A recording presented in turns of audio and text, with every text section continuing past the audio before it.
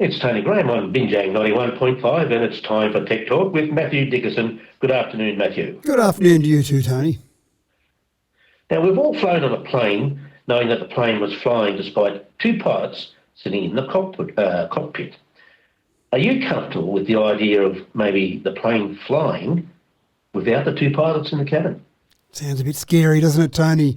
As you suggested there, we're up in a plane, we're flying along, especially those overseas flights, and we know the plane's flying itself. We know that the two pilots are sitting in the cockpit having a chat, having a cup of coffee, just keeping an eye on things. But we like the safety of them being there just in case something goes wrong. And for anyone that's ever watched Air Crash Investigator, they know that the pilots are absolutely needed once something goes wrong. But there's a particular company at the moment in America that's taking some King Air planes, and we're fairly familiar with those King Air planes out around this area, and they're converting those to be completely pilotless. So they're not talking about flying these planes remotely. They're not talking about a drone that might have an operator sitting there flying them. They're talking about having those planes completely autonomous, which sounds a bit scary. Now, you tell me that you'd have people lining up, walking out onto a tarmac, comfortable getting into that plane, looking up in the cockpit and seeing no one there. I'm just not sure people would be that comfortable with that at the moment, even though we all happily fly along with the plane when it's up in the air with pilots not sitting there doing anything. So the idea here is that they won't be putting passengers on these planes to begin with. What they will be doing is using some of these planes for missions that are probably a bit dangerous or a bit boring. So, for example, doing some surveillance over bushfires. Normally, cargo, that's exactly right.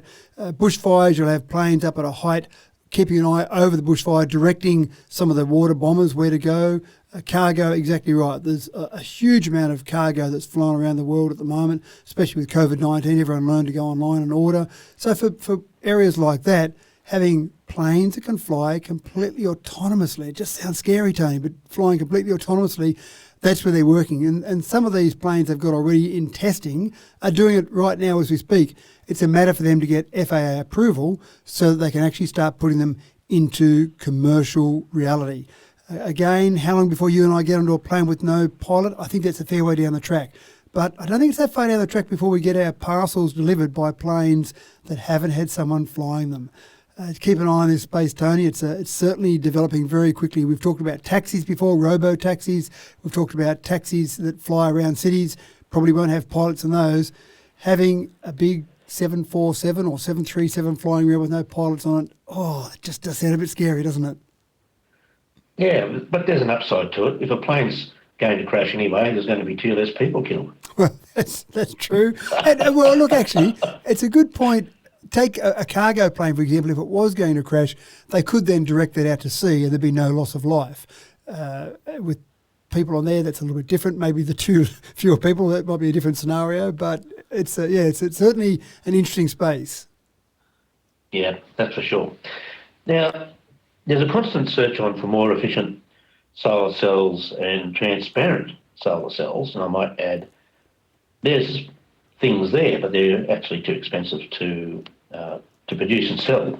So what are the latest developments with solar panels now? Yeah, a couple of good developments are happening, and I know you're very keen on solar panels and just some of the developments there and the efficiencies there. We've talked before on this program about some transparent solar cells, and how fantastic is that, the idea of having a skyscraper and, say, for example, all your north-facing windows being all solar panels as well as being windows. Now, they haven't been able to gain very good efficiency and still make those windows transparent, but some researchers at Penn State University have succeeded in making semi-transparent solar cells much more efficient, and they're getting the efficiency rates up very high, getting them up close to 20%, 19.8% they've achieved with them. And that's a world record, if you like, for a transparent cell. So that's not too bad. Now, when you consider that normal silicon cells sitting on rooftops all around our region, getting maybe 23, 24% efficiency, 19.8% is not too far away from that. But they've then gone a step further, and they've actually created a solar panel that's got a transparent solar panel over the top of a normal solar panel. And you'd think that most of the energy would be gone out of it after it's gone through the transparent panel, and that's correct. But just by combining those two, you're getting up to 28.3% efficiency from the combination of the two. So a fair bit of development here. Now, you mightn't think that sounds like much, Tony, 23 to 28, big deal. But when you consider that, that's a 5% jump there. And when you think about some of the solar panels around our region, think of all those hectares of solar panels, add 5% efficiency on top of that, then you start to get a fairly dramatic change in how much electricity you're producing. No, it's important because when you're putting solar panels on roofs, the roof can be the limiting factor as far as the footprint goes, and the capabilities to collect sunlight and turn it into solar energy.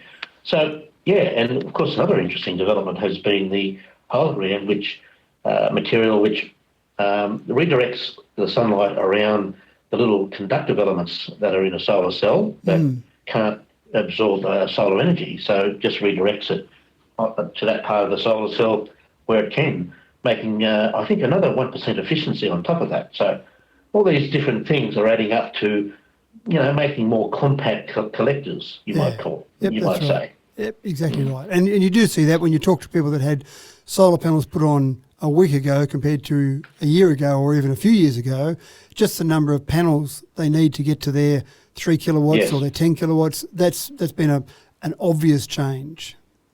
Very obvious change, in fact, and it's going to be even more dense as we move forward. Now, is green hydrogen going to be the saviour of population decline in regional locations across Australia? This is a very hot topic at the moment. A very hot topic, a very windy topic as well. You've got some regional communities in WA that are hoping that green hydrogen, or the whole industry around green hydrogen, can stop that population decline that they're seeing in some of those rural economies. And particularly up around Geraldton, which I think Geraldton's probably 400 kilometres or so above Perth, up around there, there's some areas, so there's some areas around there that are seeing some activity, and we're talking about some serious activity.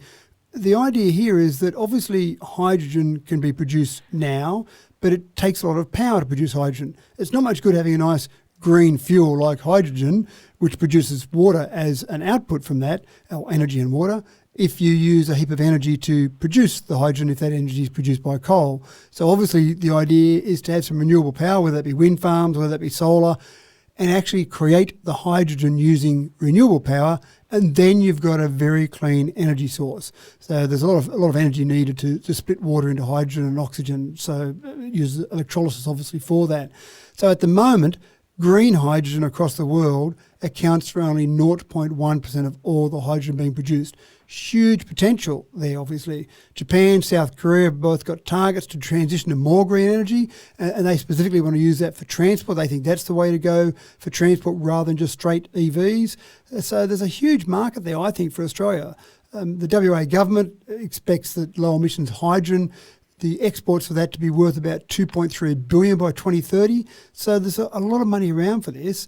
And again, we'll see a lot of projects, I think, initially in some of those rural areas in WA where they'll set up wind farms, not to power the grid, but with a specific objective to create green hydrogen. I think there's a lot of logic in this, and I hope we actually get onto the idea over here in New South Wales as well.